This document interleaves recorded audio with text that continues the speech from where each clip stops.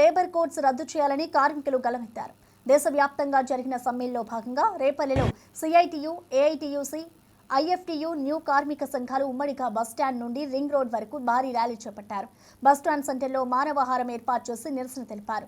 ఈ కార్యక్రమంలో వివిధ రంగాల కార్మికులు, అంగన్వాడీ, ఆశా వర్కర్లు, ముఠా కార్మికులు, ఆటో డ్రైవర్లు పాల్గొన్నారు. సిఐటియు జిల్లా అధ్యక్షుడు సిహెచ్ మనీలాల్, ఏఐటియుసి కార్యదర్శి బి శామ్యూల్, రైతు కూలీ నాయకురాలు ఎం శోభారాణి మాట్లాడుతూ కేంద్ర ప్రభుత్వం కార్మిక వ్యతిరేక విధానాలు, ప్రైవేటీకరణకు వ్యతిరేకంగా పోరాడాల్సిన అవసరం ఉందన్నారు.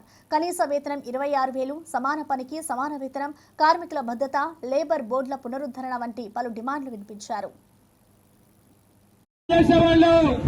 ఆ పద్ధతుల్లో బానిసల్లాగా మారేటువంటి ప్రమాదం ఏర్పడింది. అందుకనే ఈ కార్మికులకు అనుకూలమైనటువంటి చట్టాలని అమలు చేయాలి, లేబర్ కోడ్లని అమలు చేయొద్దని చెప్పేసి మనం ఈరోజు వాడ అన్ని మండల కేంద్రాలు, అన్ని రాష్ట్రాల్లో దేశవ్యాప్తంగా కార్మికులు రోడ్ల మీదకి వచ్చాం.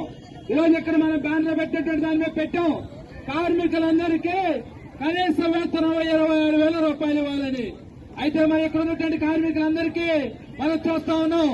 అంగన్వాడీలకైతే 11,000, ఆశాలకైతే 10,000, ఇంకా తక్కువ ఇచ్చేటువంటి మధ్యాహ్న భోజనం, ఐకేపీలో ఇతర రకాలైనటువంటి రూపాయి మనం వంటకేస్తారా 950 రూపాయలకి తీసుకెళ్లి ఎన్నికల ముందు 1000 రూపాయలు తగ్గించామంటారు. మరి పెట్రోల్, డీజిల్ ధరలు పెంచేటప్పుడు ఆటో కార్మికులు గాని మన కార్మికుల్ని వెన్నుపోటు పెడితే పరిస్థితి ఆ చట్టాన్ని తీసుకొచ్చి ఒక రకంగా చెప్పాలంటే 99 మంది కంటే తక్కువ ఉన్నటువంటి బాధిపరిచిన చట్టాన్ని తేవడానికి కారణం ఏంటంటే మనం ఎవరూ రోడ్ల మీదకి రాకూడదు, వాళ్ళు ఇచ్చినంతే తీసుకోవాలి. అంగన్వాడీలకు ఉచిత బస్సులు అమలు చేయాలి.